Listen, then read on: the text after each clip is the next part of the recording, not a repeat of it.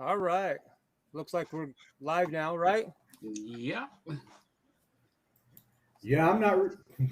See, technical There we difficulties. go. Yep. I have no idea what happened, but everything just glitched on my end. It's not me, I swear. Yeah, I'm fine now. Anyway, hello everyone. Well, welcome to the newest episode of Midnight Signal. I'll Steve, just how be are you doing quiet today? for a second. What? I'll just sit here and be quiet for a second. Well, usually you're right on top of it. You're like, "Hello, everybody. Wow. How's it going?" Um, Yeah. today, today we've got a special guest with us, Alec. Alec, how are you doing today? Doing good. Acknowledge me. Everybody, bow down to Alec. Everybody bow down to Alec. Alec is a member of the Dimensions Paranormal Research Group. I believe you just started that group, didn't you? You just started Yep. with them? Within the past couple months, Serge wanted to get back into the paranormal investigation field and put feelers out on Facebook and, part of, New England paranormal groups on Facebook. And yeah, contacted each other and met with the founders of the group, and yeah, hit it off, and we pretty much have like the same type of twisted humor and all, and it was just kind of like this is a fit. And then went on a trial investigation at the cemetery, which is Stepney Cemetery, where Ed and Lorraine Warren are buried, which I sent Steve the pitch. I also posted on Facebook. People might have seen it with the orb, Oh, pretty much flying. I didn't know that was definitely- where Ed and Lorraine was buried at. Yeah, Very yeah. It's cool. about Do you want to pull that 45 picture up real quick? sure Yeah. if you got it up. Yep. Yep. So you guys will have to excuse me because I was busy last night and missed. Oh, I just got big. No, that's Green Lady Cemetery here in Connecticut, Oh. where that is a Oh, well-known. We'll get to that one eventually. We'll just Yep. keep talking about you for a minute. Yep. Okay. Yeah. You've been So doing this for over real 20 years quick. now. Yeah, real Yeah. quick before you. Oh, go ahead. go ahead, Mike. Nope, you're good. Well, I was going to say I missed a lot of stuff, because I wasn't here yesterday. So you may get to everything, but I do have a bunch of questions I'll be asking. So, Me? yeah, asking Oh. you. Just text Oh. me. Oh, Hey, it's one of those Jamie. days. Anyway, since I'm not thinking straight, Alec, go ahead. Continue with what you were doing. All right, yeah. Where were we? Oh, yeah. So I've been doing investigations. I guess you could say professionally, about 20 years. But it started when I was a little kid, about 4 or 5, before my parents were divorced. We lived in a house. I had older brothers and sisters, and I was in bed one time. I had just gone to bed, and my bedroom was near the staircase going up to the second floor. And always had to have the hall light on because, creep factor. I wanted light in my room coming in somehow. And I heard footsteps coming up the stairs. And it was an older house, so the stairs would creak. Like anytime anybody walked up, you would hear like the heavy and creaking wood. And I got out of bed. I thought maybe my dad was home and was coming upstairs, or one of my brothers or sisters. And I looked out, and there was nobody upstairs. And I looked into the other bedrooms, and nobody was there. I called down. I was like, "Mom." She's like, "What?" And I was like, "Did somebody come upstairs? Is somebody home?" And she's like, "No, nobody." My younger brother was already asleep, wherever he was sleeping in his crib or something. And yeah, and I always had weird feelings in that house. Even now to this day, I drive by it because the comic book store where I buy my comics at is like literally on the opposite corner of the house that I grew up in. Oh, okay. But yeah, till about third grade. So every time I drive by it, I'm kind of like, I feel like it knows that I'm like, it remembers me, which kind of like, unless you've experienced something like that, it's hard to explain. yeah. But like I Yeah. was telling you guys earlier, these are my experiences. I'm not trying to convince anybody. I know what I've seen, I know what I've felt, I know what I've heard, and just relaying that type thing. So is this what, that experience, is that what got you interested in this? yeah, it something like that stuck in the back of my mind constantly. Like it was like, what were those footsteps? And even as I grew up, I something with the staircase when after my parents were divorced, and I would visit my dad, and the TV room was like right next to the staircases fair. So to get to the TV room, I had to, and I could not like even look up the stairs. And it could be mental because of, you're thinking, ooh, there's sign. I couldn't look up the staircase. Like I'd be like, pew, into the next room. Because I felt if I looked up, I would see something kind of like looking back. Like it was just that premonition, sixth sense, as they like to say. Yep. So then time went by, it always sat in my mind. And then once the ghost shows started becoming popular, like Taps with Jason Hawes and all those, and I was like, oh, yeah, Halloween time, they do specials. And I was like, people are actually like doing this and going to places looking for this. So I was like, that's pretty cool. It might help me answer some of my own questions about, what happens when you pass. Do we stay behind? We're made of energy, things like that. I've heard so many professional ghost hunters say the same thing. They're Yeah. always saying, I got into it after all these shows started popping up. I got into it to answer my own questions. Mm-hmm. That was the same with me. Yeah. Well, I did it before Taps and all that, but it was just more of dicking around, screwing around, just having fun with friends. And then once I started seeing those shows, then it was like, okay, well, if I do things the way they're doing it, maybe I'll get some answers. Yep. Yeah, the neighbor across the street, when I would visit my dad, they had a tag sale one time. It was where I brought my first Ouija board. I think the guy was selling it for 25 cents. So I went back across the. I was like, Dad, can I have, a quarter so I can buy in? The neighbor lived there for years, ever since, I remember. And then the guy, he's like, oh, take it. He's like, you can have it. So I was like, oh, cool. I didn't even have to pay the 25 cents to have, the Ouija board. And I would stay overnight on the weekends, and my dad would go visit, go out and have dinner with his girlfriend. So I'd like stupid me sit in the house with the Ouija board on my lap and the planchette and ask questions. And yeah, it started moving, and it constantly went to Q, and it would just kind of like circle around Q. And I was like, yeah, all right. Was it subconscious, like people say? Possibly.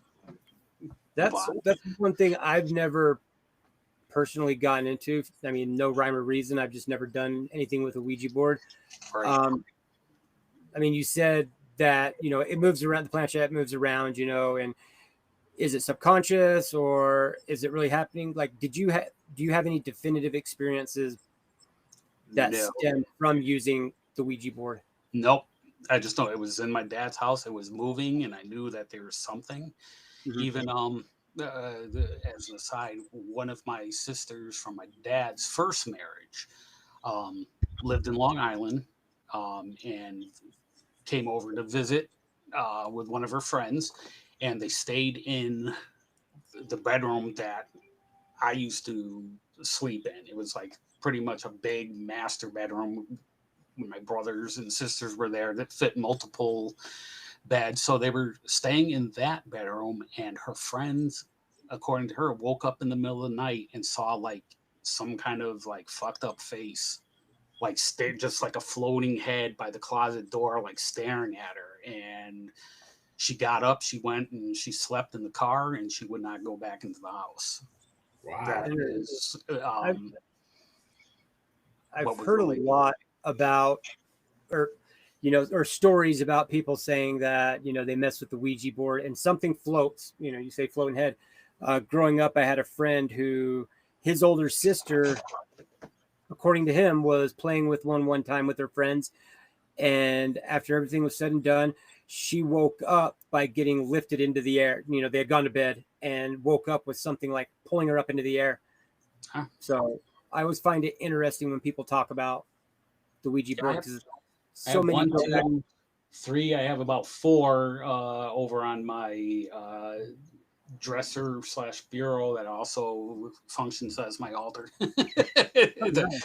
So it's, yeah, I have an original Parker Brothers one called Cryptique, which actually I think my friend Christian Day, who owns Hex and Omen shops in Salem and New Orleans, he had a company that produced those. And then I have one that was like a handmade, like on, particle board or. Okay. Yeah, I got it off of eBay, and it was just like, oh, get this, and we'll give you a little treasure chest to hold the planchette in. And I'm like, oh, cool. It was like, $5. So I was like, all right, I'll do that. But yeah, they're just sitting there. I have not pulled them out since. And yeah, they just sit there. They look pretty. They just look pretty. They're nice. Yeah. Yeah. I like I said, no rhyme or reason to why I've never messed around with one. There's been things that have interested me about it, but then things that I was like, okay, when I was, young, do I want to tempt fate, essentially? Do I want to get involved and I was already doing stuff with the paranormal, but I just never did anything with it. Yeah, I was always told never leave a Ouija board like on a table with the planchette on it. Yep. And me, teenagers, early 20s, I'm just like, oh, you tell me not to do something? Oh, I'm going to do it. Yep. On the table and planchette, and then I just walk away, come back a couple days later, see if anything odd happened. Nothing did, so yeah, I can't. They're cool though. I like them. I mean, they look awesome. Yeah. And just for the the mystique of them, like, ooh, it may be something. Then it's like, right, people want to dress up and cosplay as different stuff. Then no different with a Ouija board. You think, ooh, it's spooky. Look at me. So, with that being said, is there back to is this the first paranormal group that you've been a part of, like official group, or have you been a part of more like others? The very, very first one was just older gentleman and lady and local here in town in Bristol, and it was just pretty much like the 3 of us, and we would go to different local places. Actually, one of the pictures that I sent Steve, there was a house, and I can get into the backstory, but essentially the house is in Windsor, Connecticut. Supposedly, one of the guys who did research, it was land owned by Cotton Mathers, and people should know who he is if you have any inkling of. He was one of the judges that presided over the Salem trials. Yeah. And supposedly, that's the house right there. That it was built in like 1780 or early 1800s. I had something happened to me in that house that I can't explain. And when we left, and I'll get to that, or I can tell it now. Go ahead and tell it now. Okay, yeah, it was in the upper foot. Now, backstory on the house, it was always on the market. People would buy it because they were, it's an old, historic house, and they could never, according to the realtors, stay in the house for very long. People would get sick, have heart attacks. The realtor who was showing the house or checking the house before people came to view it, looking to buy it, was supposedly, and again, these are all hearsay, pushed down the stairs. So we were called in. Nobody was living there. It was empty. They were trying to sell it. The guy moved out of state with his family because they couldn't stay there. So they brought us in, and we met up with a team from Maine, and I forget, it was like Maine Paranormal something or other. And a couple of the ladies in the group, from that group, claimed to be psychics or sensitives, mediums, and they were going around the house, and they were picking up on, like, there was like almost like like a Puritan, like a pilgrim guy, with that 1600s, 1700s style clothing. The those windows where the lights are on, that is the upper bedroom where we were up there. I was in the room with the two girls, and supposedly this entity spirit was taunting them and calling them witches because they could communicate with them. And they're like, oh, they were saying that like he's calling us witches and stuff because of they had this ability. And there was a cold spot in that room. And we were walking around, and it was, if you've ever felt like an actual cold spot before, you could feel the temperature. It's like you might as well just open up your freezer door and stick your hand. It was like, so I was moving my hand, and it was like, normal room temperature, and then all of a sudden it was just like icy cold. And I was running my hand through that. Once my hand went back through it, at one point, I felt like I stuck my finger into a wall socket, an electrical socket, because it only was like 2 seconds, but I had what was like an electrical jolt going from my fingertips on my right arm all the way up my arm. Like it was, and in my eyes, it was like a flash, like a bright, like I hit some kind of energy flash, and I heard in my ear almost like a heavy static charge. Like if you've ever, like, Peter Griffin on Family Guy, so with his footy pajamas and you touch something metal, and it's like, it was that. And again, this was probably 20 years ago. It was on videotape with the main group, but when they watched it back, and I've said this before, I wish I was still in contact with the people, or I knew how to contact and see if they still had this. As my hand was going through this cold spot, you saw what, assuming was an orb, kind of like float and made contact. And that was when I pulled back my hand. I was like, what the hell? So really cool. When we left, I took a picture of the house, and it was probably like 4 a.m. when we were leaving.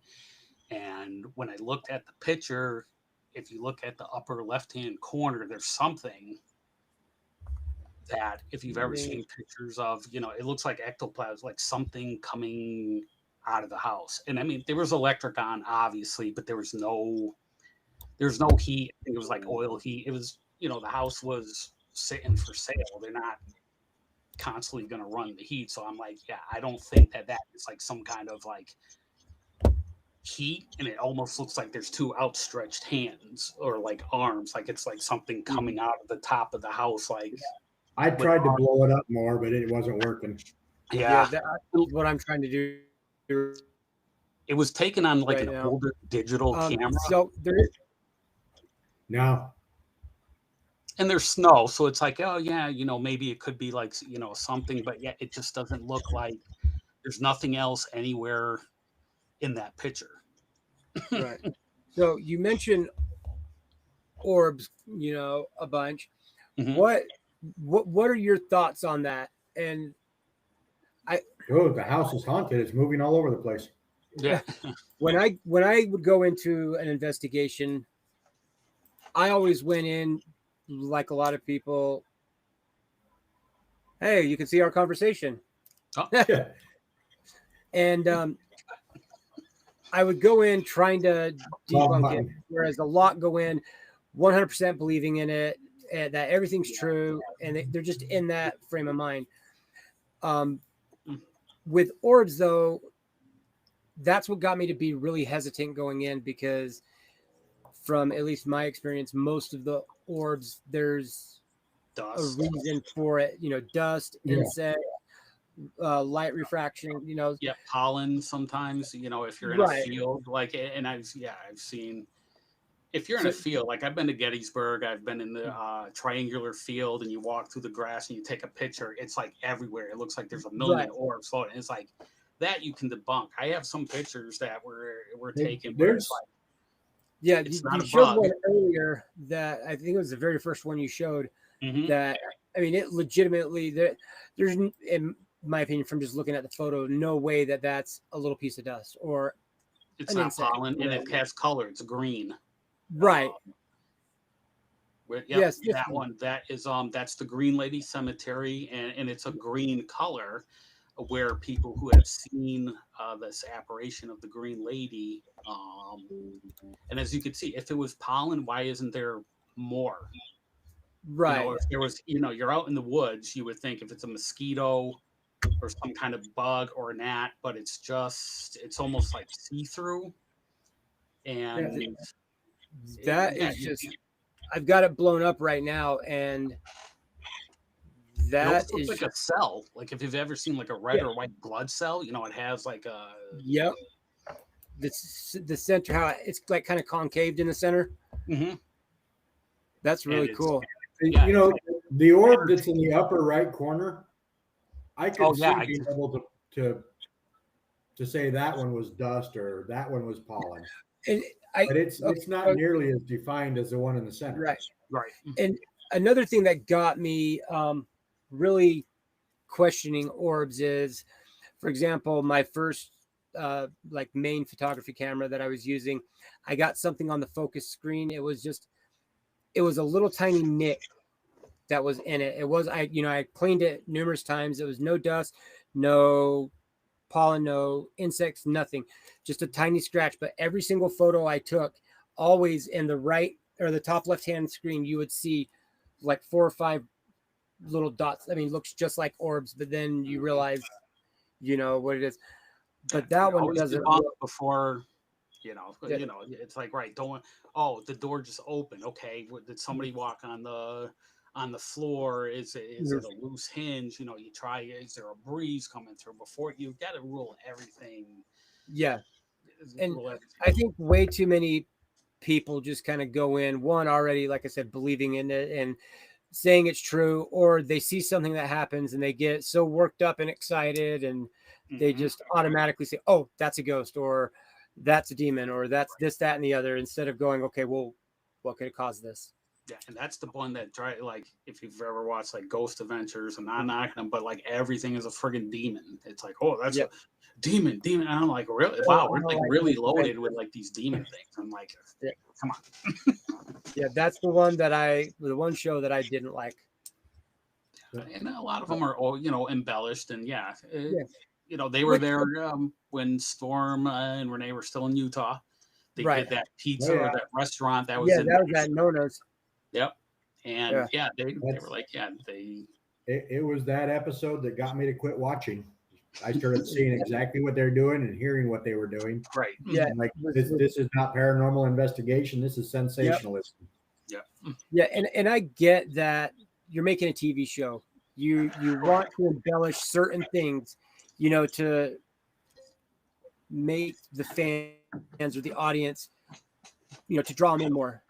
But when you're faking shit and it's just so I just look at it to get answers. And so is there any specific in your whole career, anything specific that stands out that you legitimately, it scared the shit out of you, you have no explanation for it?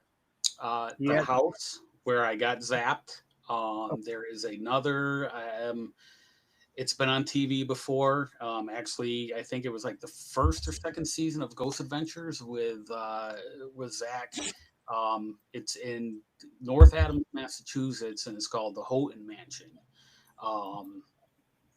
Very well known. It was the first mayor of North Adams, Massachusetts, built this house. Later, they built a Masonic temple adjacent, connected to it. But the story, the one you're talking about? Mm-hmm. And it's one of the the story to that. This is in the basement where I saw it, and the only time I've seen it, a full body apparition of a little girl in that doorway, and that's why I sent the picture to Steve, because that is to get an idea. And the story behind the house was the mayor had passed away in there. He had a daughter that had a relationship with their driver. And back then, it was like 1910s, they had like the old Edsel style cars, steam powered. And they went for a ride, and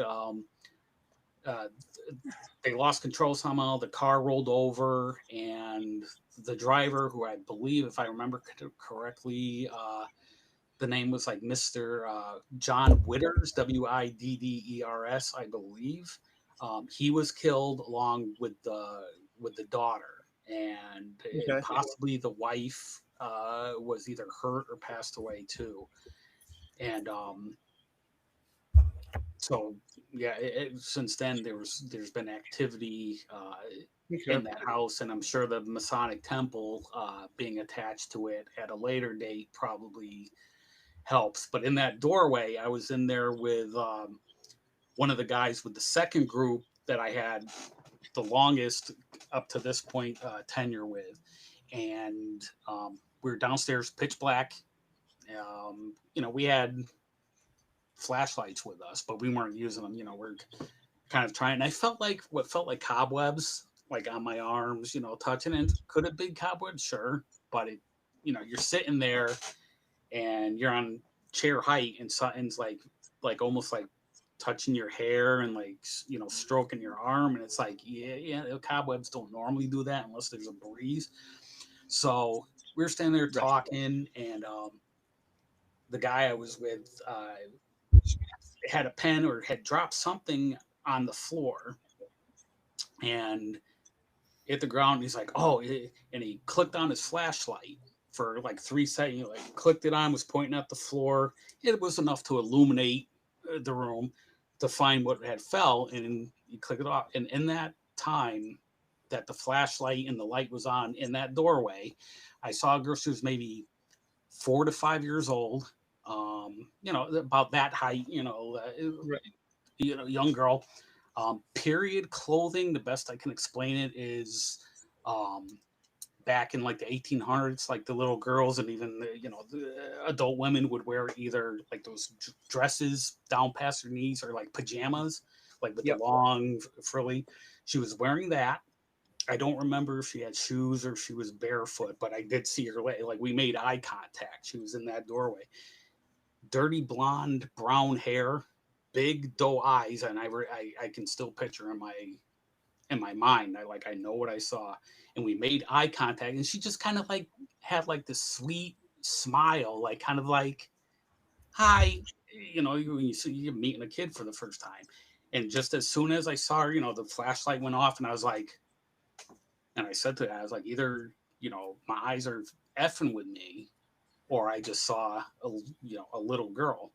At the end of the night, the people who ran the Haunted Mansion and were Freemasons, they hang out at the house to make sure you're not vandalizing, or doing anything stupid in the mansion. And I asked them, I was like, has anybody ever seen a little girl? And they're like, yeah. And I described, he's like, what did you see? And I told him, and he was like, you just described the people who have seen her. I described her exactly, and that goes back to the Ghost Adventure show with Zach Bagans. The episode that they had at the mansion, they were on the first floor, in one of the rooms, and if you've ever seen the episode, you hear in the background like a little girl laughing or screaming. Like you can go back and watch it, and I think that it's the same girl. So nobody knows where she came from. It wasn't part of the Houghton family. I tried doing research, and what I was able to find was there might have been something like another building that was there where or maybe she passed away like on the street and her spirit moved in. But everything that I found, either like the date that she died or was born or like her age, everything, for an example, like trying to remember, but it was like January 3rd, 1871 was either her birthday or the year that she died. So everything had a 1, 3, and a 7 associated with it. And that's it. And my birthday is 3371.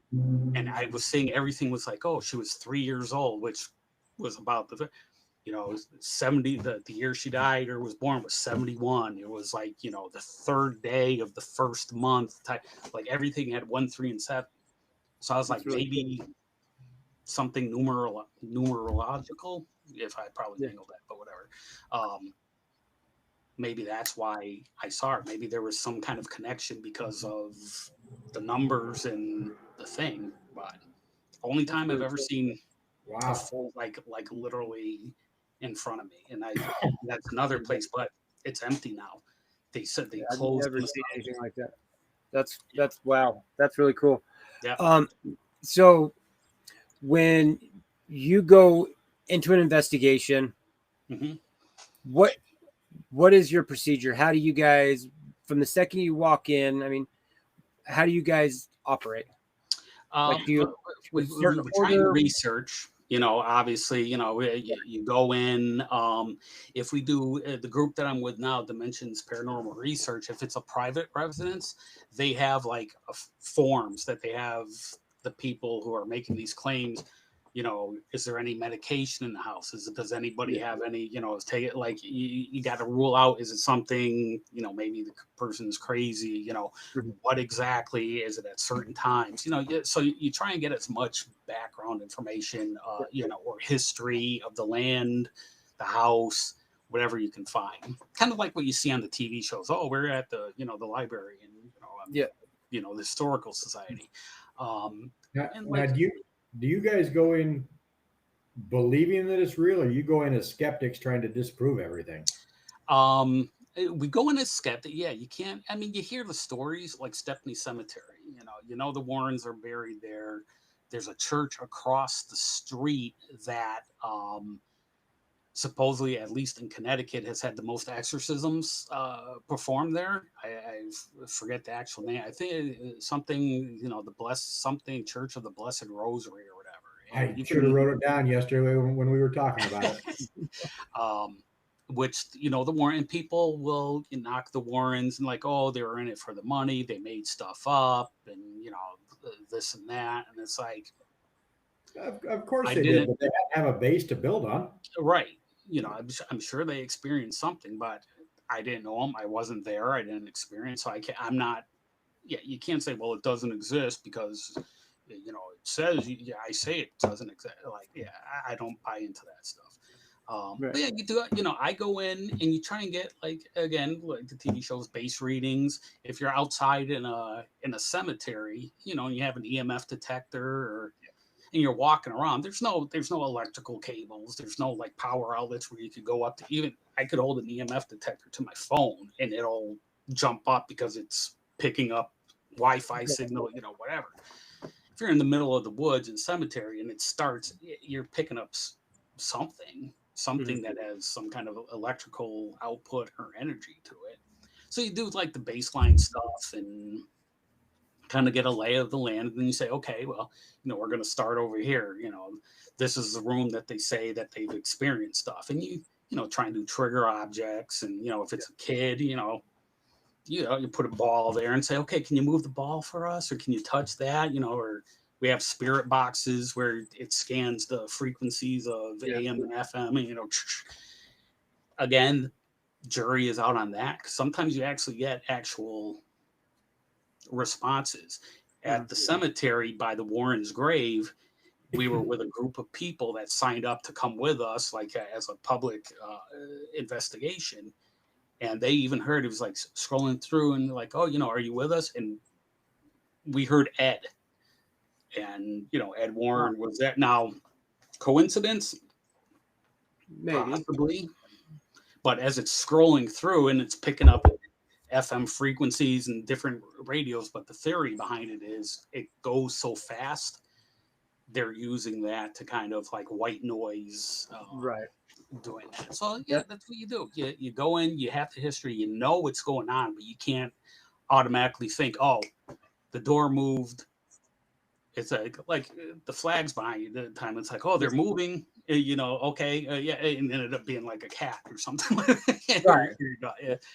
So, you go in. Go in trying to disprove. Yeah. What are your thoughts on the spirit box? Like, I never use it. I don't think it. I know they've used them for a while, but I think it was more relatively newer when I was doing it. So nobody did it. to me, the jury is still out. You do get some interesting responses.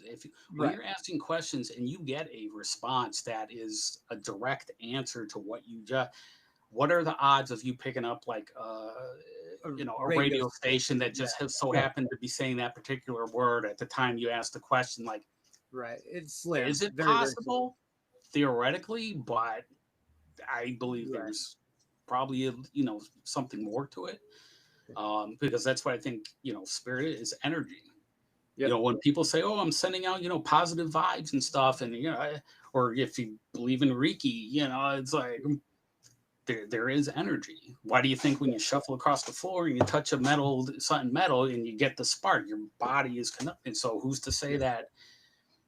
If your energy as a person is strong enough when you're alive and you have like that kind of, boisterous like energy, or if you're a shitty person, maybe that's what the demon is. Oh, I'm an asshole in life. Yeah, hey, guess what? Now I'm gonna friggin' be an asshole when when I'm dead, and my energy is gonna like poke you in the eye. And you guys out there can question Alec too. Type your message in.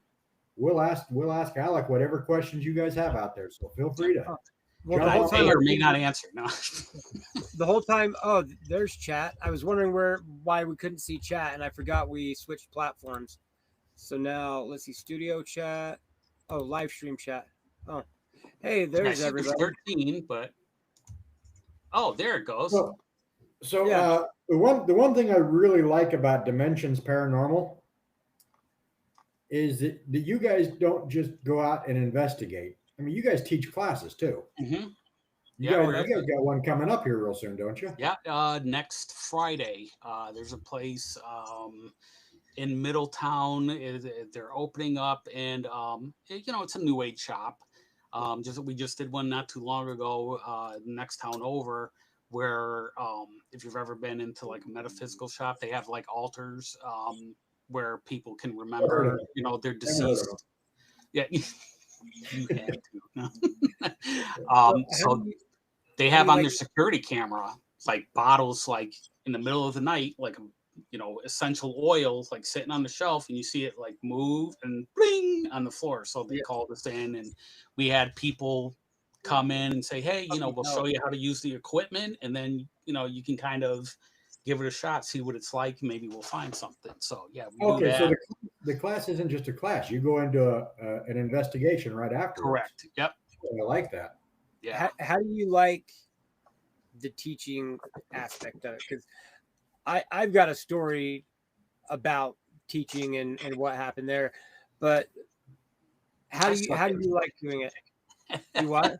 I'd rather let like other people, do like you know me as a person. Like I'm kind of like in the background. If I'm at a restaurant and it's my birthday, I will friggin' stab you if you have like the waitress and waiters come up to me and sing happy birthday. Don't even do it. Yep. And if everybody in chat, challenge accepted. Now we're gonna have to do it. Yeah, I think I said it, Steve, on our very first episode. When we were talking about what got us into this, but I had ran a paranormal group 2000, I want to say 8, roughly around 2007, 2008. Okay. And the guy, it was just me and him that were doing it. And he worked with a fellow that he was our age, but he wanted to learn how to do it. So we decided to teach him, how you do EVP, just the whole process. And we're sitting in a cemetery 3:00 in the morning. There's nobody around, and he wanted to do the EVPs.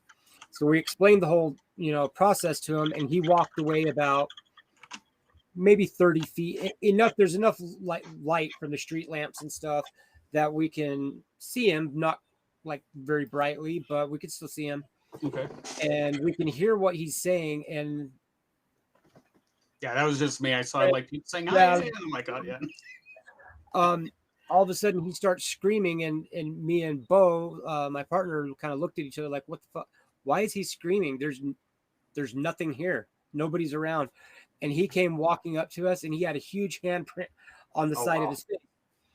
And we kind of looked at each other, looked at him, and said, well, what's going on? He has no idea what happened. I mean, we're watching him the whole time. He doesn't hit himself. The handprints twice as big as his hand. Right. There you go, 2006-7. And we finally we took him home. He wanted to go home after that. Scared the shit out of him. And we decided to go through all the EVPs. And every time he would ask something, the most awful sounding "shut up" you would hear. And he kept trying to get us to show him the, what we caught. And we're like, we didn't get anything because we knew if we showed him, it would have tormented the hell out of this kid. Yeah. And it's hard, like I said, with teaching, like, we give PowerPoint presentations, and I know like my new group Dimensions, I think at the next one, they kind of like want me to get up in front of, the people and be like I couldn't even do that stuff in high school. Like, oh, read your book report. Yeah. No, I ain't doing it. Screw you. Like, I'm not into the spotlight, but I'll try it. Yeah. It puts, I felt too much responsibility on me to teach anybody how to do it. I'd rather say, well, here's a rundown. This is what we do. Go out there and learn, because you can explain it to them numerous times, and until they go out and they're comfortable with doing an EVP or comfortable sitting in a dark room in a haunted house, that, nothing you say is going to matter. Somebody has to be with that's me. That's the hard one to teach, is teaching somebody to sit perfectly still in a dark room. Yeah, by themselves. No, you like go into the basement. No, you will come with me. If I have somebody else there, at least, because if something were to happen, like I don't want to be like freaking shitting my pants in a basement sort of thing. Yeah. Has there been any instances where something scared the shit out of you? Oh yeah. The getting zapped in the house was kind of like a WTF moment. Seeing the little girl in the basement was not something I was expecting. So it was like, you see the shock. Like, what? And the shock that you got in the house.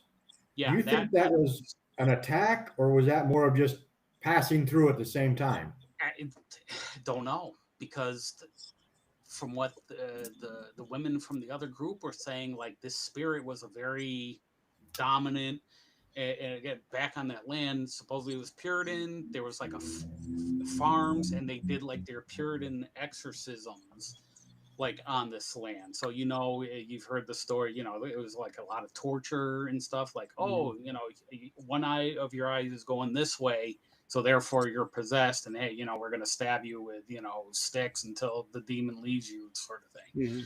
So was it because he was dominant and didn't want us in the room, and or did my hand, it just happened to be coincidence as I was moving, and it was the energy hit me at the same time? Don't know. Could go either way on that. Yeah. Gettysburg, I've seen actual to orbs at the Farnsworth house. If you've ever been to Gettysburg, it's a very well-known house. It's a bed and breakfast. We got a picture of that too, boy. Yeah. The side of the house still has the bullet holes from the Battle of Gettysburg in it. Like, you can look at the bricks and you see, and the story is there were 2 Confederate soldiers in the attic, and they were firing through the window at the Union troops out in the field, and one of those bullets hit the only civilian that was killed in the Battle of Gettysburg. Is this when it? Well, that's an orb from from the restaurant there. It kind of looks like it's wings, so it could be a bug, but there's also circular, and it looks like it's in motion. Yeah. So, but it's I'm trying to find the actual Farnsworth house, and I don't think I've got that one. Yeah, I wish I had a picture of that, of the actual. But if you Google like Farnsworth house, you'd be able to find it. But that is my go-to when I go there. I'll book a room because you can sleep there, and you're in the middle of the night. It's there's stuff going on there. It's hollowed ground, and here I'm gonna send you a picture. Tell me if this is it. Ultimate place, like Waverly Hills is one of them. I'm with Alec. Waverly Hills. I would give my left arm to go to Waverly Hills. Yeah, any kind of like abandoned asylum. Like I've been to Rolling Hills Asylum, which is in East Bethany, New York, which was, a mental asylum. There's a few in Connecticut that are well known, like Norwich Mental Hospital. Fairfield Hills is another one. Letchworth Village. I was talking with Steve. We want to go there once the weather is better and check that place out. So yeah, there's Did we ever bring you to Letchworth? Mike, did we ever bring you to Letchworth? Yeah, that's the big cemetery, isn't it? No. Letchworth is an old asylum. Oh no, I didn't go to there. Sorry. I was thinking of that big cemetery. No, I don't think we did go there. We were going to, but something I believe came up. Yeah, I know every time I mention going, both my daughters are like, "You're not going without us." Well, get up. Let's go. I don't know. Soon, I honestly can't remember. I don't think we did, but I don't think we. I think we were planning on it, and then the weather changed on us really bad. Yeah, that may have been. I know Sue would know more about it than me.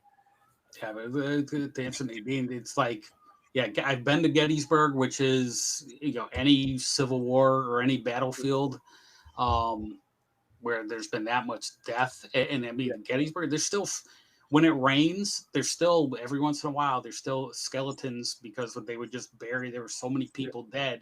They just do trenches and dump the bodies and cover them up, and there's still bodies out in the fields.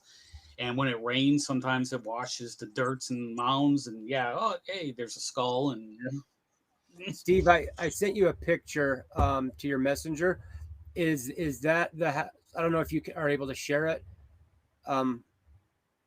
Is that the house that I were technologically savvy, I could do it. I just closed the Farnsworth. Yeah. Why not? Let me. Actually, I could probably share screen.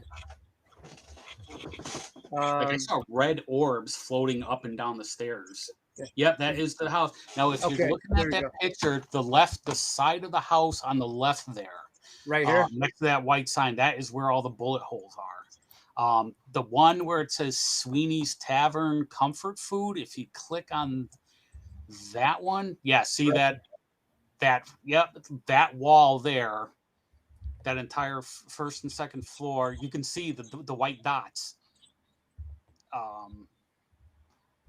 on that.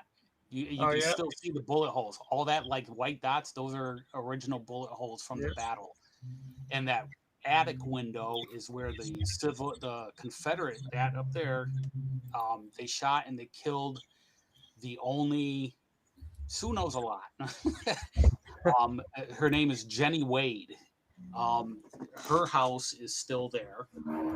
She was baking bread in her kitchen, and the Confederate soldiers up in that attic were firing at the troops. They were having gun battle and trying to take each other out.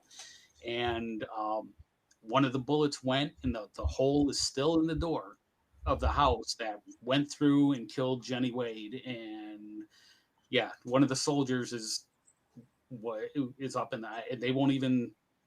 He's from what the people who run that the Farnsworth. He's such a negative entity. They won't even do you know the site? Yeah, they know the name, but they will not tell you his name, because they don't want to start anything. Yeah. I watched Jason Hawes go through that house on his YouTube channel. Yeah. And there were a couple of times during his investigation, you could see legitimate fear on his face. Mm-hmm. I saw I read little, and it looked, the best I could say is like pixie dust or like little sparkles, and they were red in color, like a reddish maroon. And I was on the second floor, and they had the 2 flight steps going up to the attic, and you'd stand there and you would see these little flickers of light kind of float their way down the stairs and literally make a turn and go down the next flight, and then kind of hover up and go into the wall and disappear. And then you'd see it come up, from another area, and it's just is it your mind or your eyes playing trick? But these are definitely flickers of light. Best if you've ever sneezed really hard and you see those little white flicker, it was like that, but these were moving of their own accord.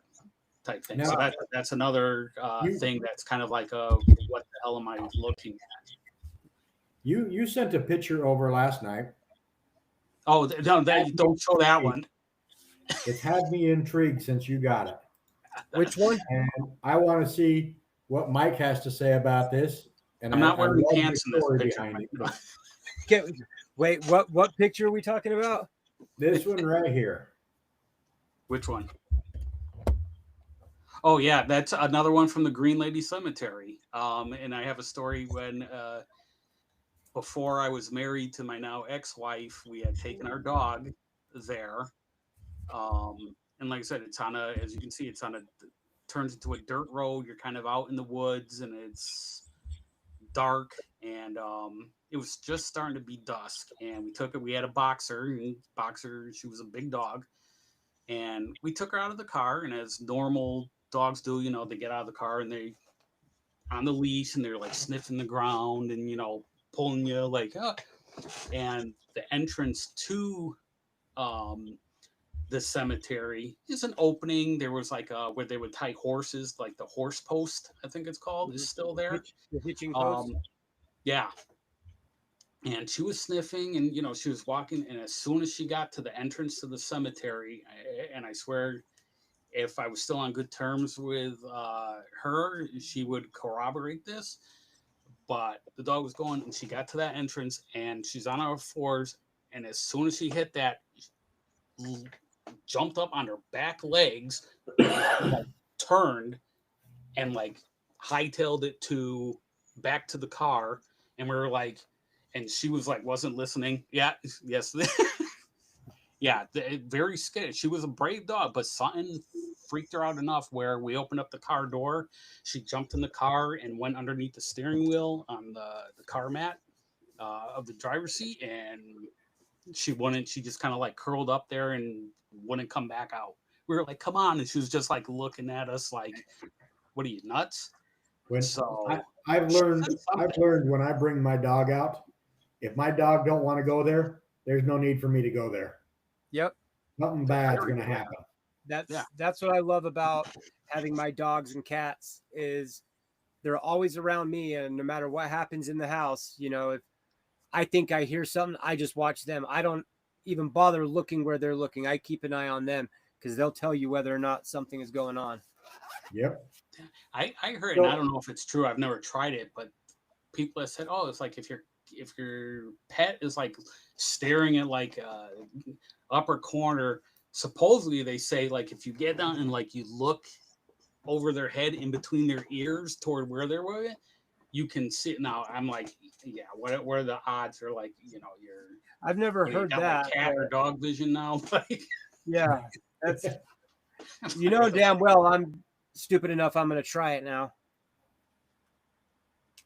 Yeah, see, right. This was something like if she's ever been scared and didn't want to go somewhere, Nadine, or he or she, whichever your boxer was, like reared up on their hind legs and like yeah, like I'm not going. She was fine, and as soon as she got to that entrance to the cemetery, she was like, nope. You got gone. What the hell are you thinking, Daddy? I ain't going there. Yeah, so we shut the door and we're like, all right, and then we went and we were taking pictures and stuff. But yeah, that's the same cemetery, and they said it's seventh. I think the original name is like Seventh Advent. Hold on, I have it up on Seventh-day Adventist. Yeah, yep. Green Lady of Burlington, Connecticut, which is right up the road from here. Seventh-day Baptist Cemetery is also known as Covey Corner Cemetery. Let's see. New York, where it says townsfolk quickly reclaimed the land abandoned by the Baptist. Cemetery was all that was left to indicate that the church was once located. So apparently there was a church in the woods there too. Unfortunately, not all the church members buried in the cemetery are resting in peace. Lore has circulated since the mid-1960s. Cemetery is haunted by a female ghost known as the Green Lady. And again, like I said, if you look at that picture, the orb, that I'm getting are like bright green. Now, there's a second one. Is there multiple entities there. Like I said, people like to go into the woods and mess with things that they shouldn't really be messing with because they think it's cool and will be spooky and, we're going to conjure something. And it's like, yeah, if you don't know what you're doing, you're not going to have a good time.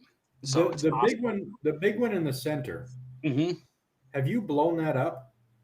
I did. I just did. What is the pattern? I can't blow it up for some reason. Yeah, it almost looks like I have in the past. Give me 1 second and I'll share the screen. Just let me I just need to find it on my computer. I got it right here, Alec. Oh yeah, I just yeah, again, it's like when I zoom in, it's almost like you have like the outer circle. Yeah. And then within that, there's like another circle within that, and then within that, there's another. Like I said, it looks like a cell. Like if you looked at. That's what I was. That is the weirdest orb I've ever seen. Yeah, it's almost like a swirl on the screen or like clouds. Is it showing up on the screen for you? Yeah. So let me try to. So this right here, and there's like lines. So there's a line here, and then it goes around, cuts off. It almost looks like one of those. Nadine's answered it.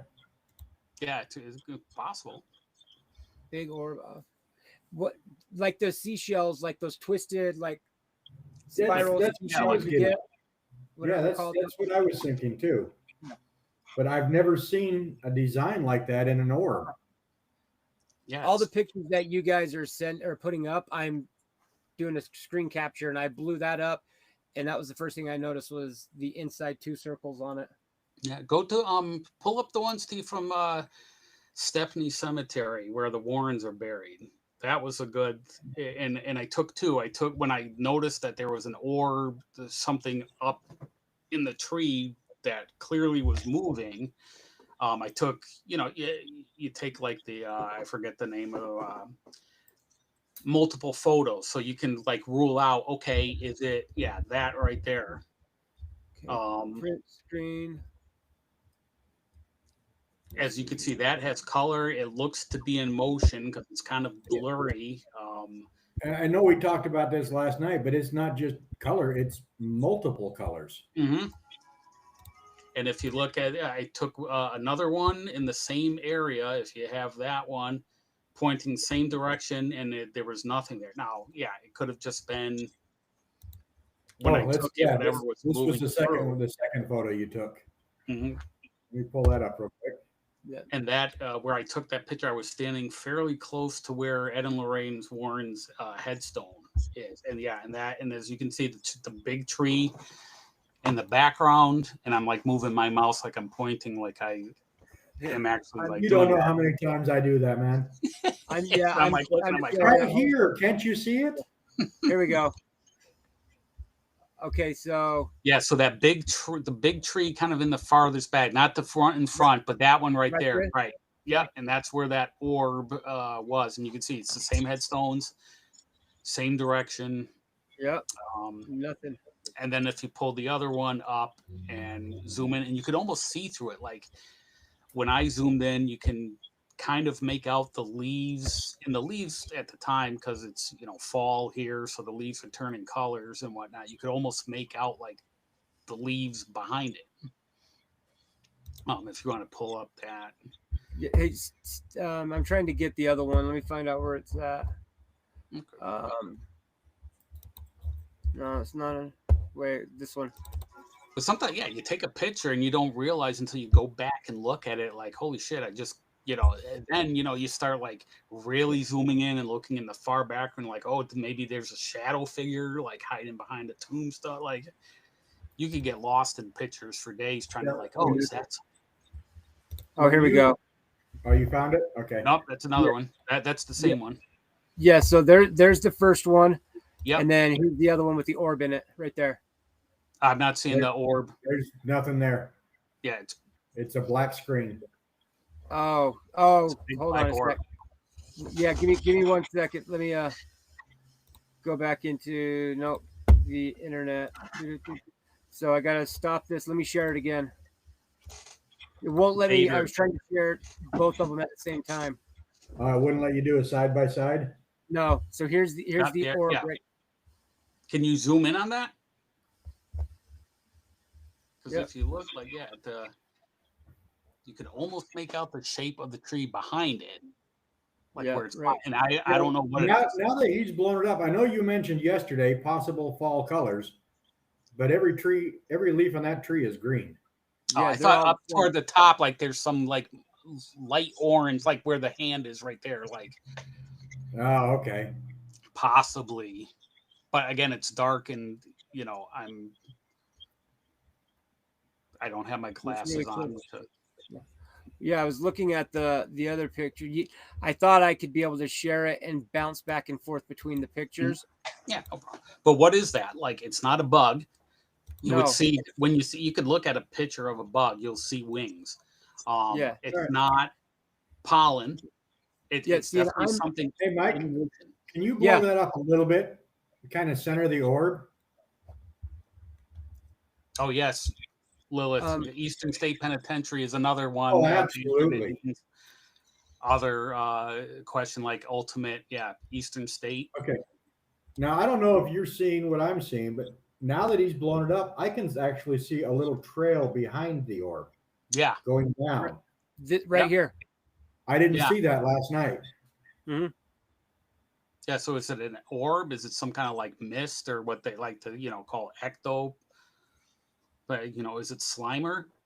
Yeah, now I am going to be going over this photo looking for shadow people in the background. And any photo, I'm always like, oh, what's that? Oh, no, it's just a twig like in the background. Yeah. Well, see, you can't see, but like I'm looking at the other picture now that's taken the same spot, but like zoomed out just a little bit. You should still be able to see that orb, one right after the other, and it's nowhere to be found on that first picture. And the weirder part is, I mean, you're off a little bit from where you were originally standing, but I mean, maybe by a foot. Yeah. It's not. But as soon as that in that same direction, like the tombstones, everything is like it's still facing the same. Everything in that picture is in the other picture. I might have just like had the camera and like went that way. But as soon as the orb disappears, the skyline brightens up too. Mm-hmm. Mm-hmm. Yeah, it was a full moon. That's why I was like, could it be a reflection of something? So, like the moon. So if it was a full moon, why is the orb blocking the light out, or is? I can't remember if you said there was cloud cover, but I can see stars in the background in the second picture. Yep. Oh yeah, you can see I have pictures of like, just because it was a beautiful, early fall night and the moon was shining and it was just kind of like, a nice picture with like headstones and you got the moon like illuminating everything. But yeah, it's one of those things you just can't explain. Again, this isn't like, oh wow, science. Steve, you may know, and Lilith, I know we've talked about it before. What is that haunted building that's over there in Pock? That the haunted, the asylum where ShopRite is? Yeah, that ShopRite. What is the? I've heard it from Adolfo and Lilith and a few other people, but I don't know. Is it supposedly a really a haunted place, or yes, there's been numerous ghost hunts there, paranormal investigations. Okay. At the asylum or ShopRite? ShopRite. Unfortunately, most of the time it was done by trespassing, which is why it's not open to anybody right now. Yeah. Oh, is it still shut down? Yeah, if you do a search on YouTube for the Poughkeepsie Asylum and Paranormal Investigations, there are a lot of videos out there. And they do catch some good stuff. Hudson State Asylum. Yeah. We could always I think that ShopRite is open 24/7. We could always just like bring equipment in there and go to like the freezer aisle.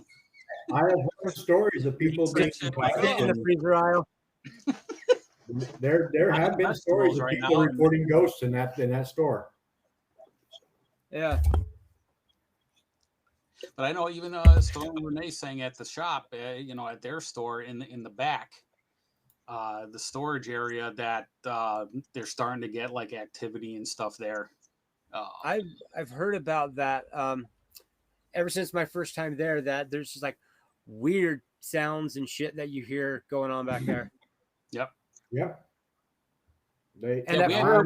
John's heard it. I've heard it. Yep.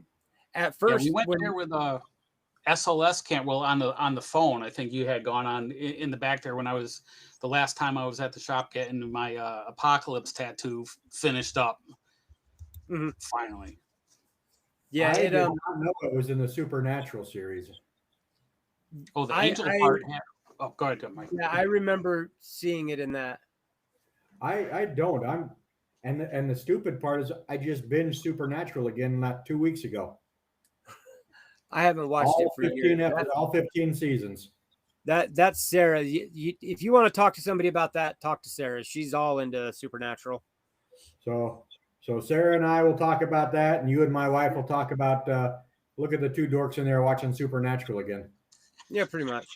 Pretty much. K-pop bands. The very first time we went to ShopRite, we overheard employees saying they heard screaming late at night. Oh, damn. Yeah, that's like that was. If they're open 24/7, what's to stop you from just be like slowly shopping through there? I don't think an hour up and down each aisle. Yeah, why not? I really don't think Don't rush me. As long as you buy some groceries, they're fine with it. Yep. Yeah, there you go. Yeah. And then there's that Miss Fanny's that's been on Miss Fanny's Haunted Victorian. I would like to try and get our group into that. Into where? I didn't hear you. Sorry. Miss Fanny's out in Wappingers. Oh, yes. Yep. And yeah, I mean, first of all, anybody that drives a hearse is cool. That's Julia, isn't it? Yeah. Yep. Yeah. Yeah, I was talking to Storm when he was doing it. I was like, yeah, looking at places because it's close by. It's an hour drive for me, Right. And he's like, oh, he's like, oh, I've done some of her tattoos. I'm like, what? He's like, yeah, she was just in here like last week, and I did. He's like, do you remember that tattoo she had on her arm in the episode? And I was like, yeah. He's like, I did that. And I was like, son of a nice. So I'm like, oh, maybe I'll check with him and be like, hey, is it all right if I just bring up your, mention your name just to be like, hey, we're cool people. I'm friends with him. Who's that? Yeah, you gotta. Yeah. I believe that would be my better half. Oh, yeah. That's right. Then Boris and Robin on WPDH talked about it. Is Boris and Robin, is that a radio station? It's a radio host, yeah. Okay. Or the host for the WPDH. Okay. Oh, this I didn't know. Now I've got to subscribe to a podcast. Oh, I had no idea.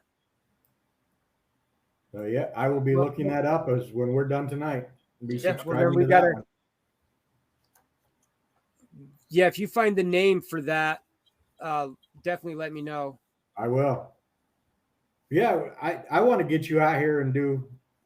Yeah, there's so much. There's stuff I would leave to even do like Sleepy Hollow, just because of the whole history of that, and just the lore and the legend and stuff. And down there in Terrytown. Just right around the corner from where we live, we got a historian that, she'll bring us into the library and show us stuff that nobody's ever seen for hundreds of years. Oh, wow. That's awesome. So she will help you research. Oh, we can do a ton of research before we do anything. I know I've asked about it, but the Steve, next to you, the what is it, a church? You said they're finished with the construction there, right? I'm not really sure. They finished with the construction, and then nobody ever did anything, and now they're doing construction again. That's weird. I just remember you talking about what would go on there, and then I would be sitting there, and I would look out the window, and you'd see lights flipping on, and you'd see weird shit happening in that building. Ever since the construction, it stopped. Yeah, they say that now that construction on buildings can stir stuff up. They don't like you, touching. Yeah. I think the worst that's happened is we've had the fire alarm go off for no apparent reason 2 or 3 times. you know, and then that clogs up Union Street because the whole fire department shows up. Yeah. But it lights the house up really nice. It's like Christmas when those lights are going off. Like a disco. Back in a disco, listening to some good Bee Gees or something. Yeah, don't do that, Mike. Excuse me. Yeah. I got caught at work. I was dancing like that, and a security guard. It was on a Friday. Nobody was there. And I thought it was somebody else coming in. So I was like, we have music playing. I was like, oh, I'm going to get up. And like, I was dancing like, and they came around the corner and it was a female security guard that was just like, walking around, and like, we made eye contact. And I was like, okay. I see her now sometimes, like walking to lunch. She'll be walking the hall. We won't even make eye contact. Yeah. You're like, looking over head, you walk, looking I'm at like, the floor. no, I'm not dancing for you now. Yeah, you had a chance. You've seen yeah, my wife's seen things, so maybe it still is going on, and I'm just not paying attention. That's possible. Yeah, that church is. There's not much that I get that creepy factor from, but that one, yeah, I do. Every time I would walk past that, I would look in, and it would look like there was people moving around in it and lights going on and off. It's definitely a creepy place. Yeah, where is that? Right next door to Steve. Yeah. Okay. Yeah, because I've been to more like or a K-pop concert. Yeah. Oh, don't get her started, please. Yeah. No, she's trying to like get my TikTok feed to be full of like K-pop like bands, and it's not working. I don't. Like, I'm not going to open that up. Yeah. My poor YouTube is full of K-pop. Whereabouts is it? Is it right next door? Like, I was at your house. Yeah, it's actually behind us. Or behind. Oh, on the other side. Okay, then I didn't see it. And I mean, it was really nerve-wracking when we first moved in because things were happening there constantly. Yep. And then when they finished construction, I went in to introduce myself and talk to whoever bought it and fixed it up. Mm-hmm. And I had the most uneasy feeling walking into that place. How old is it? Like, is it like an old? Yeah, it's probably the same age as our house, maybe 100 years old. Okay. Yeah, it doesn't seem like it's too old. But yeah, that's like I was saying, just standing outside and having a smoke or just next to it when it's dark and you're looking at it, it throws off a very creepy vibe. The worst I've seen is we got little gaps in the fence. Mm-hmm. And you'll see shadows in the basement. Oh, no shit. With no lights on. You will actually see shadows moving in the darkness, and I don't know how else to explain it. It's the one thing I've noticed though is as creepy as well, see that's a good point, because I've thought that maybe there was homeless people that were camped in it because they're doing construction, but as creepy as the building was and seeing all that stuff, to me, you never got the impression that it's something coming to get you, that you need to watch out for. It's just, you see this weird stuff happening and you're like, oh, well, fuck, I don't want to go there. Yeah. You just, whatever's there, that's their church. Right. And as long as you stay out of it, they're happy. Yep. Sarah, there was a lot of stuff that happened in that house that we never talked about, me and Mike. There a lot. Uh-oh. Yeah, when we first got married, my grandparents, they wanted to go on an elderly Mormon mission, and so they wanted us to watch the house for them. And there was a lot of creepy stuff that would happen in that house. Yeah, it reminds me of my parents' house. Yeah, I'd be up in the upstairs bathroom. My mom would draw the bath and okay, let me know when you're done and ready to get out. And the bathroom would get ice cold, where I'd be like, my mom would be downstairs I'd be like, Mama, get up here. I'm washing dishes. No, get your ass up here now. Yeah. I was traumatized by that, and that's what got me into all this. There were many times that I would be sitting in my grandma's house. Well, when I lived there, before I even met my wife, I would be upstairs and the bedroom, and I would look out, and I'd be watching TV or something, and you could see Home Alone. You could see somebody walk past the door. Yeah, towards the stairs. Yeah, and you just see it right out of the corner of your eye, and it always looked just like my grandma, like my grandma's mom, so my great grandma. Okay. And you always felt like you were being watched. Yeah, that's how it was. I have not been to the temple at the top of College Hill Park, but I'm going to now. College Hill. Where's College Hill Park? Is that the one on by Vassar? No, I don't think so. Well, it might be. Let me double check. Maybe I'm thinking of someplace else.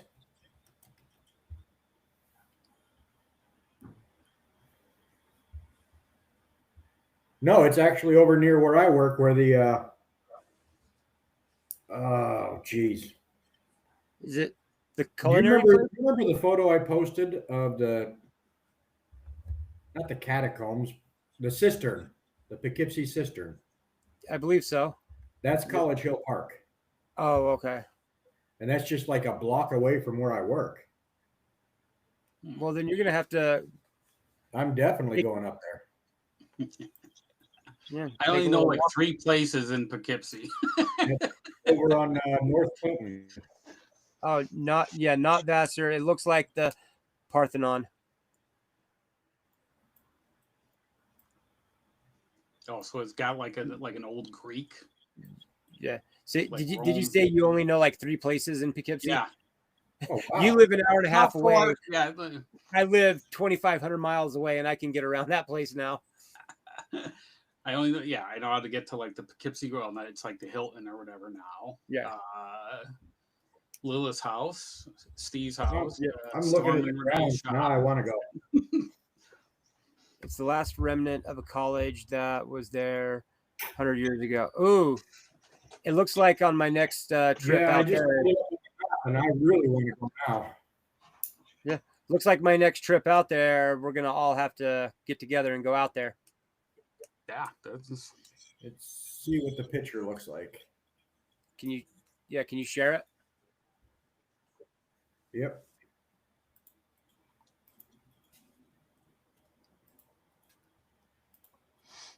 I did not know this was out here. Oh, wow.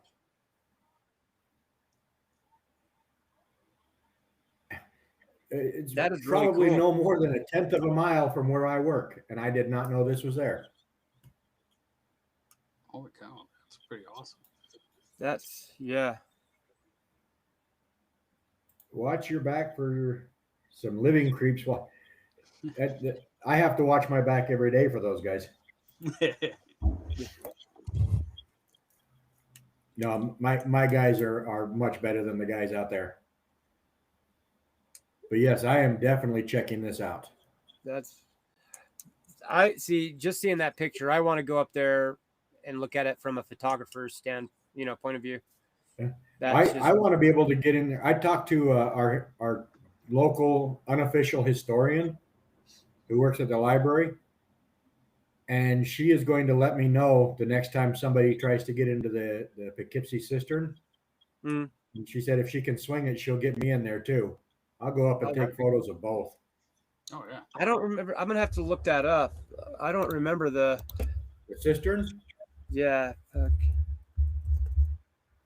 do you spell cistern? The entire Northeast is loaded with places like that you can go. This is their website right here.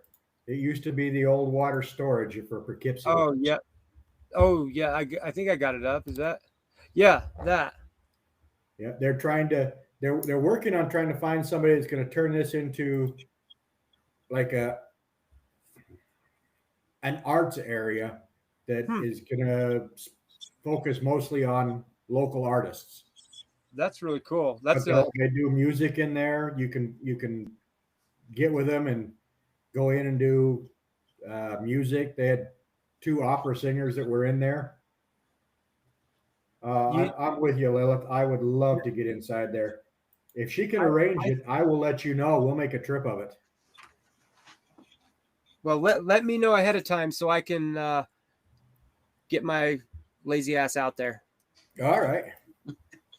I want to. Let me get on the phone with her right now. We'll get that set up for tomorrow. You be here first thing. Yeah, I'm pretty sure I can. Yeah, I'm pretty sure. You got the book your ticket now. You'll be. Oh no, you can't now with all the shit going on. Oh, that's true. Yeah. Wait, what do you mean? It could take you 3 days with all the and air traffic control problems. Yeah. Oh yeah. Air traffic. It's like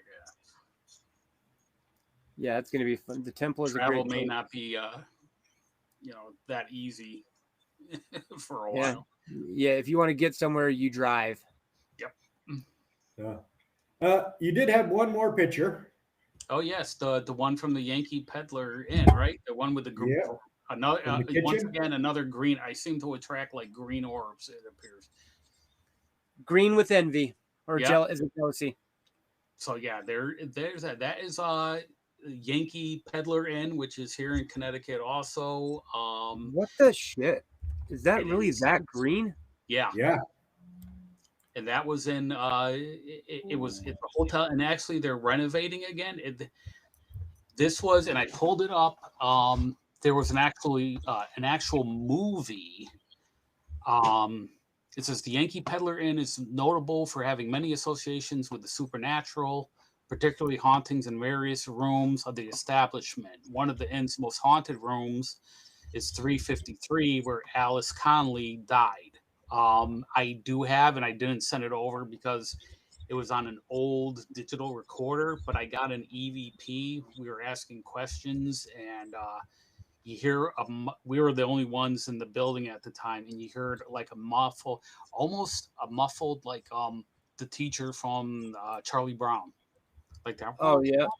And it was like that, and it's like, yeah, there was nobody in any of the adjacent rooms that would have taught, and they were like, they were forming. There was a couple that you can't make out what it says. It wasn't clear, but there was definitely a female voice, just kind of like muffled. And it says, due to the notoriety of the inn, the filmmaker T. West shot the horror film The Innkeepers at the hotel.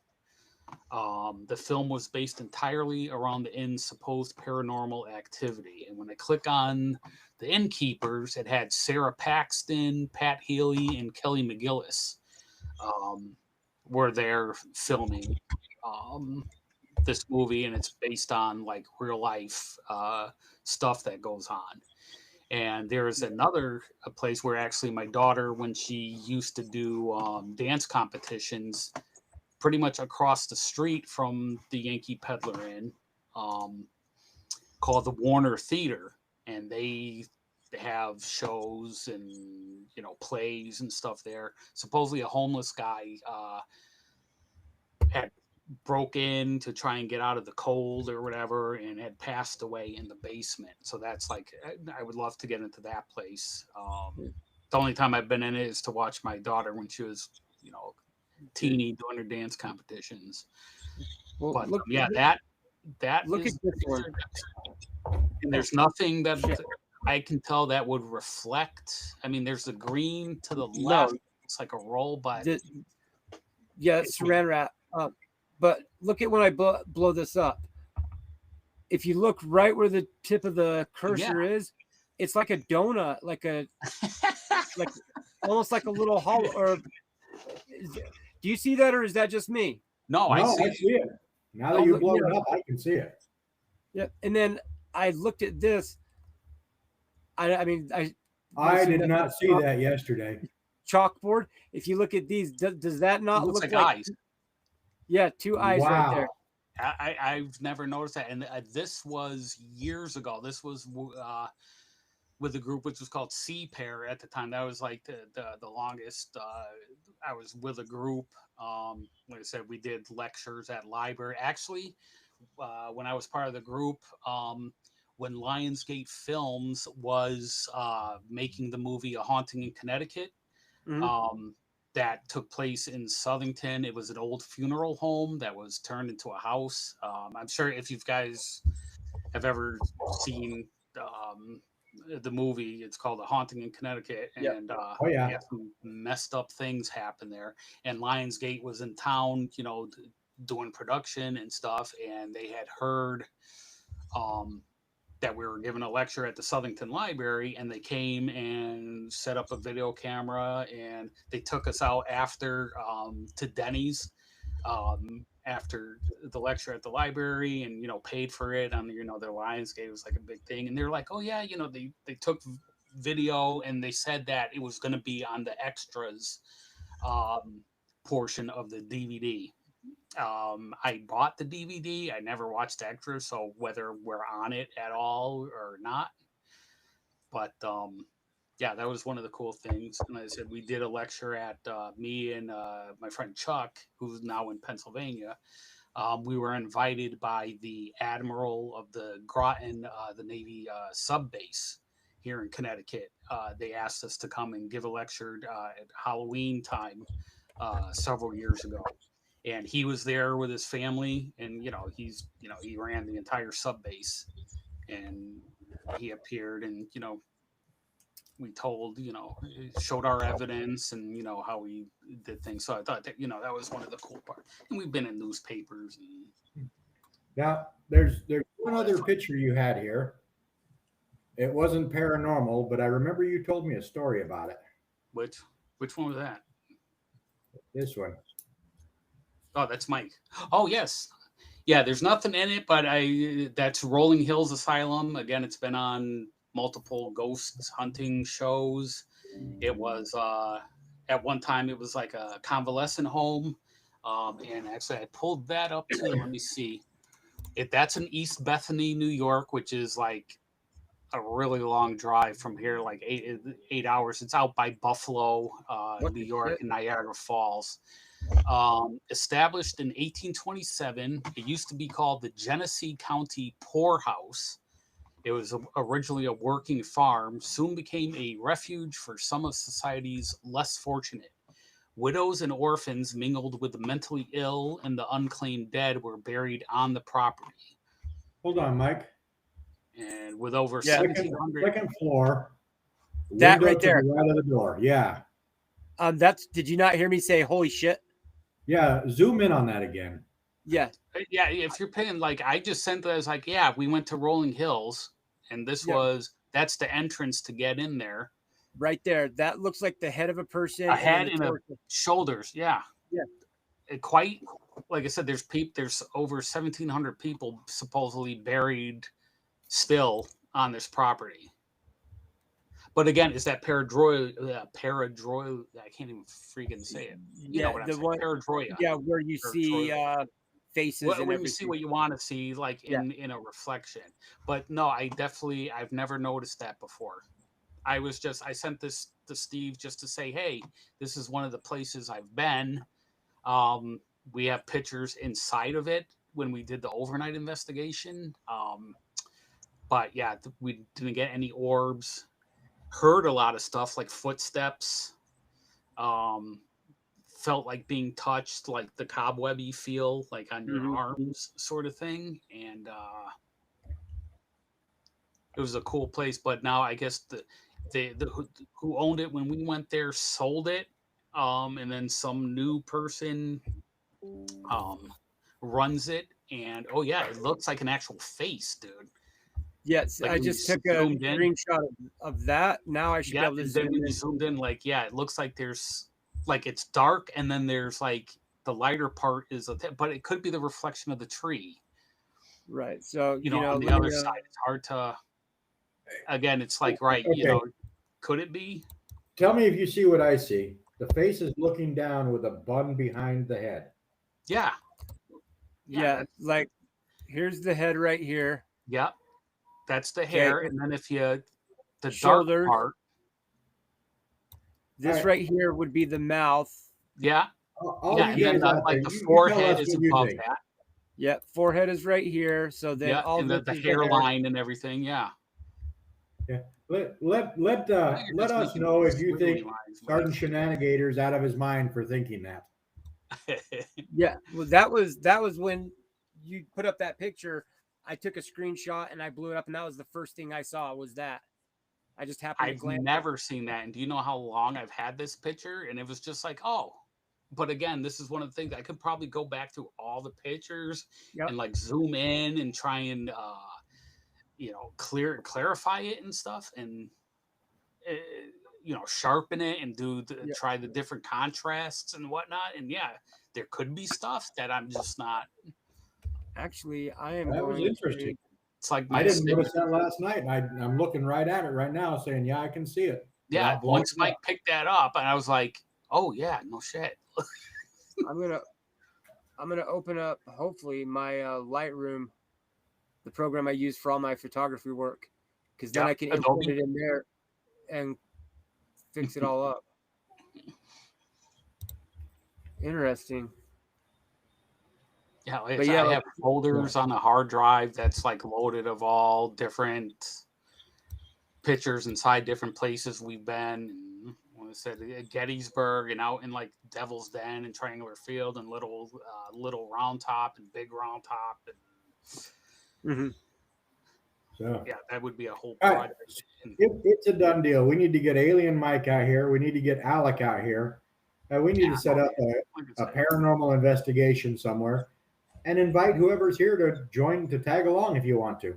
Yeah, I've mentioned to the group I'm with now, and they're aware of you guys, and your interest in the paranormal, and that's why I was like, Miss Fanny's mystery house or whatever that she calls it, and Letchworth Village is definitely one I would love to.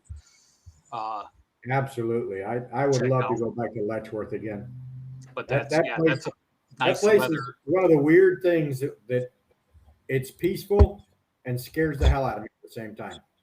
Well, I hear there are people, the lady that you talked to that was on, I think when, again, it was either Taps or Ghost Adventures had gone there. Yeah, she says she hears, like, even during the day, like, screaming of, like, the mental patients that were there. And talking with Steve last night, and I was going through the pictures that they had of, like, when it was in service, and it was, like, seeing the patients, and they're sitting there, like, not clothed, kind of like in that fetal position and blank looks, and it's heartbreaking to see like so many people that were just dropped off there, and like they have mental problems. We don't want to do anything with them. People would leave their kids there, and it's like what the heck? Yeah, it's heartbreaking. What I would love to do is head out there with, I don't know, 5, 10, 15 people, and then hook them all up on this platform and go live. And let everybody just go out and do their own thing. Yep. Yeah. I mean, really. As long as we have good Wi-Fi service out there. It's not the best. I think we had problems on property trying to get signal. Mike has been teleported away. Mike has beamed up. The aliens have finally come, and Atlas 31A finally. That's true. I forgot about the Atlas 31A. Yeah. Nobody's talking about it, but supposedly it's like doing some weird shit that people can't explain. But again, it could be natural stuff that we've never seen before, so we don't have an explanation for it. But again, it's like ghost hunting. You can't. Let me go back over here to Facebook and see if Mike is begging to get in. Hey, Mike, come back to us.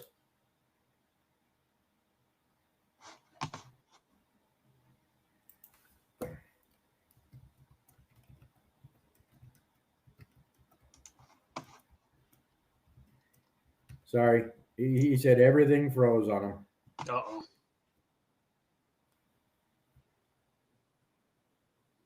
Oh, good thing I installed the app yesterday on because usually I just use the phone. Alien Mike, what's happening? Is he talking? Okay. And Mike is gone from that one. Yeah. They did. The Greys, maybe the reptilian. If he calls back or comes back.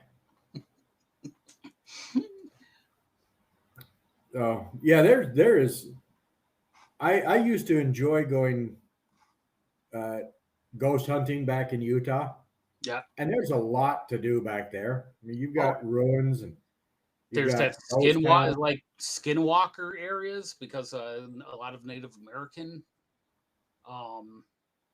areas. And again, Ghost Adventures did a lot of stuff. Like there's like, ranches and a lot of UFO sightings out in that area. Hey, Mike, welcome back. Oh, hey. Oh, yeah.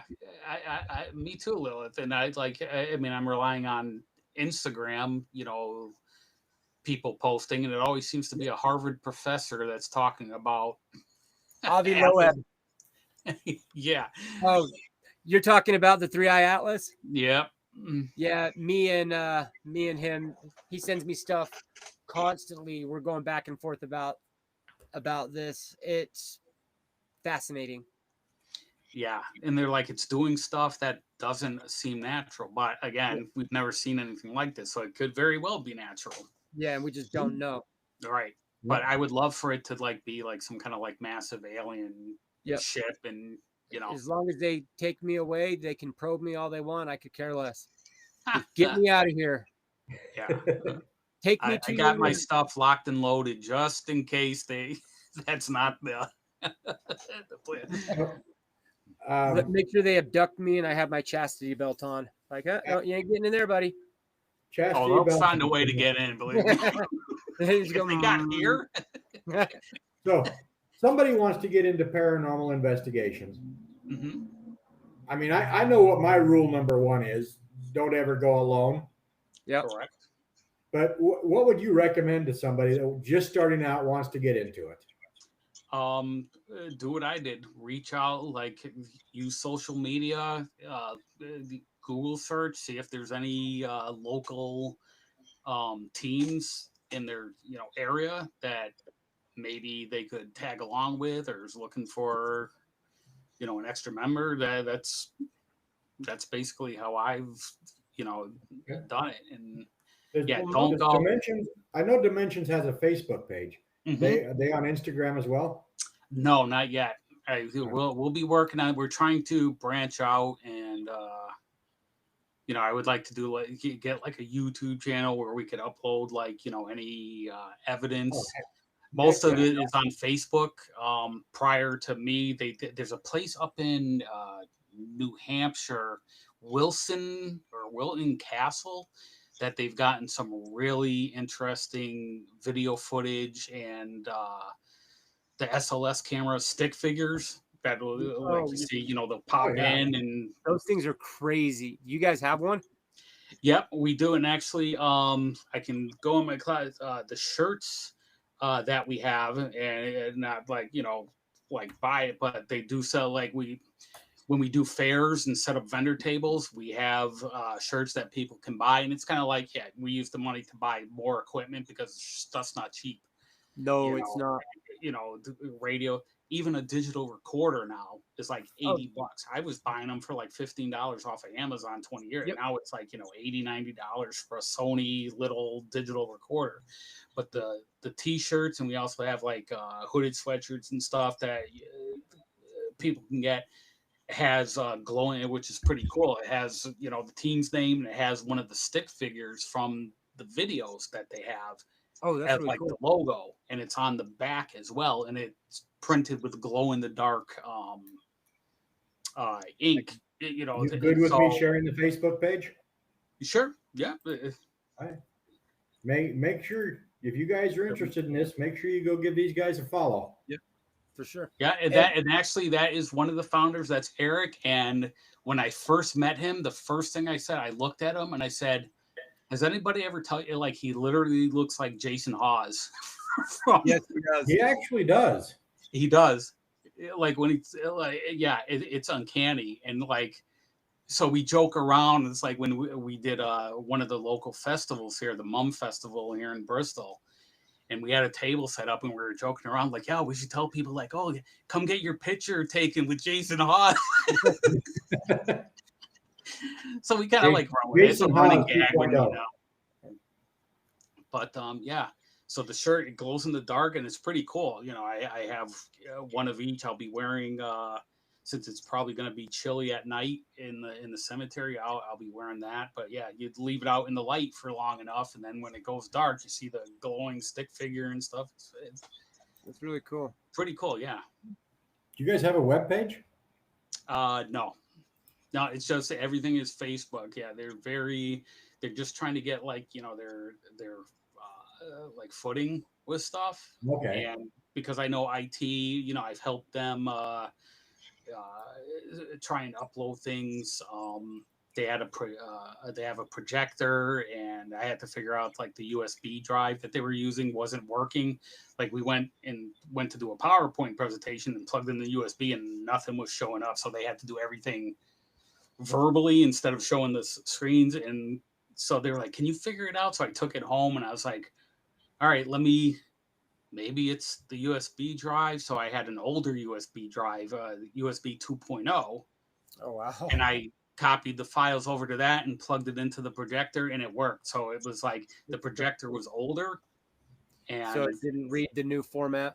Right, it was like USB 3.5 or 3, whatever, like the newest. I think they might even have 3.5, but it was new. So I was like, well, here. So I went Amazon, got a couple, 2.0 ones, and I was like, here, upload it to this, and yeah, the images come through now. So it's like, hopefully the next one that we do, which is next Friday, which is advertised on the website, and I think I've like reposted it, like, hey, come check it out. You can join in on an investigation and whatnot.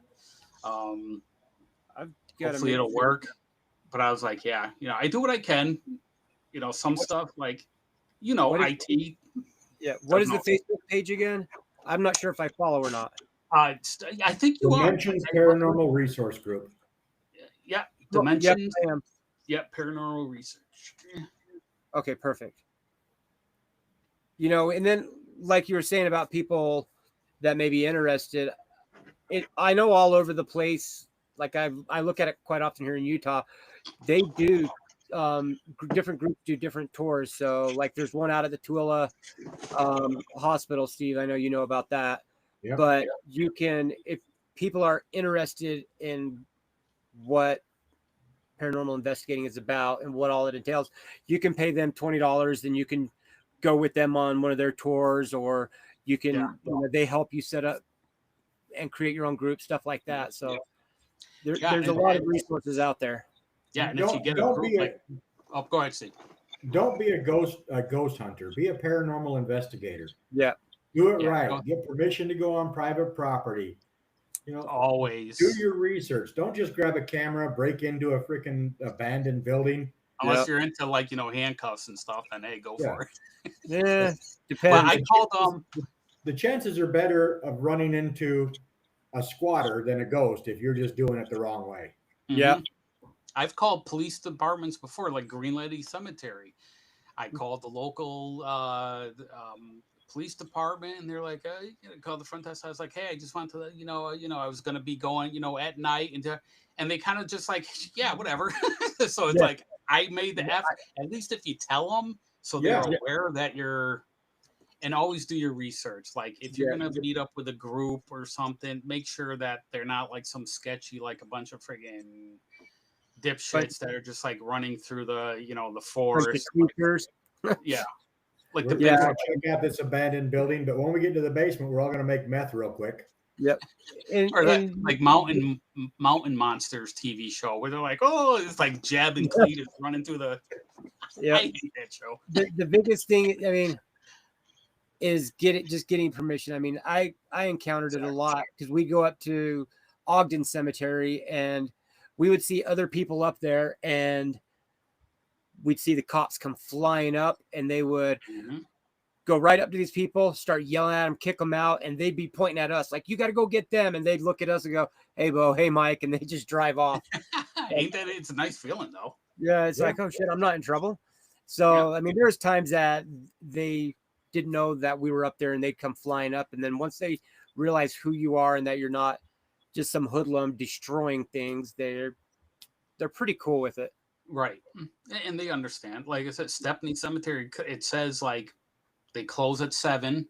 I mean, obviously now with daylight savings time, it gets darker earlier. So it's, you'd like to kind of be like in the dark, because that's when activity tends to be happening more.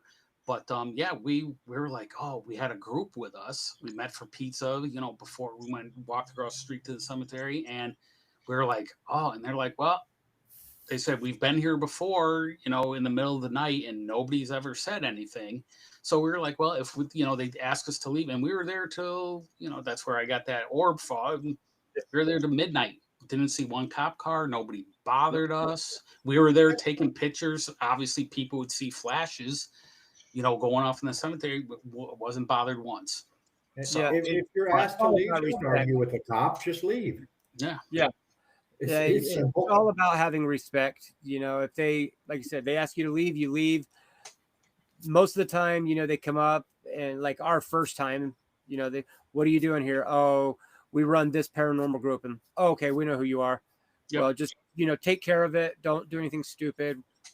Exactly. And you'd be surprised how many people don't do that. And it's just like common sense. Yeah. Which is highly like lacking these days. It's like, yeah, if they tell you no, you call up, ask, say, hey. And again, with like what's hard is getting the private residences, because a lot of people, like, we're like, yeah, if you're having activity, but a lot of people, it's like people who see Bigfoot or UFOs, they do not want to come out and say, yeah, I saw this, or I had this experience, because they think people are going to be like, oh, you belong in an asylum, you're stupid. That's not real. And I'm like, yeah, Bigfoot, I feel, is very, and I'll probably would get shit for it, but fuck you.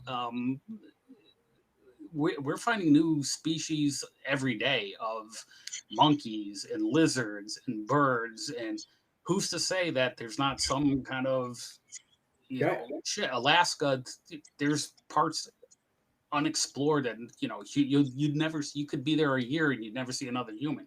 What makes you think an intelligent, ape-like creature couldn't like freaking hide out? Yeah, then you get I really didn't plan this. Close after the Bigfoot episode. Oh yeah, you guys know I'm into Loch Ness Monster, UFOs, I'm into all of it except for Bigfoot. I think Bigfoot is just. But there's a lot to say that it probably isn't. We moved him a little bit. Do what? I think when we did the Bigfoot episode, we might have moved you a little bit. As far as believing, no. But the part of me that did move, that didn't sound right. The part that moved, there was a lot of interesting things that I was hearing Jay, comment and talk about, and it made me more interested in learning more about it, but I still don't believe. It's just like reading religious texts. I may not believe, but I enjoy reading, and learning about it. Yeah. So people say, well, how come we haven't found remains and stuff? Well, it's a totally valid argument. Yeah. But again, if there's so much hiding places and stuff, they could be in a cave that, if they put their remains there. Yeah, I've been out in the mountains of Utah. I've never found the remains of a cougar yet. Yep. Well, like I was saying on that episode, is I think the people that believe in bullshit, Bigfoot, are full of shit. But then a lot of people are gonna, because there's no definitive proof. Exactly. But a lot of people are gonna say that about me. Well, Mike, you're full of shit because there's no definitive proof of aliens, and yet you go on and on about it. Yeah, my thing is, like, it's pretty, arrogant of us to think like, and if you're a religious person, you believe in a higher power and that they could create every different type of species and animal that's just on this one planet, who's to say they didn't do it? Like, you look at just the galaxy, our planet, we got 9 planets around one star. How many stars are in this galaxy? How many galaxies are in the, yeah, the odds of something being in that, like they call, the sweet zone. Yeah, there's got to be some. We can't be the only thing out there. And maybe we'll find out in a couple weeks once Atlas comes by. Yeah. I'm like, please, at this point, just slam it to the earth and, take it. Not that I want to go, but yeah. I'm sorry, Mike, Alec, I've been remiss in my duties. Hey, if you're enjoying what you're watching tonight, please hit that thumbs up button. Give us a like and a subscribe.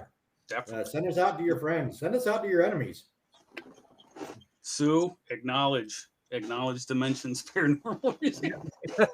Yes, go check out Dimensions as well. Yeah, and then check out Dimensions. I am a loyal follower of theirs.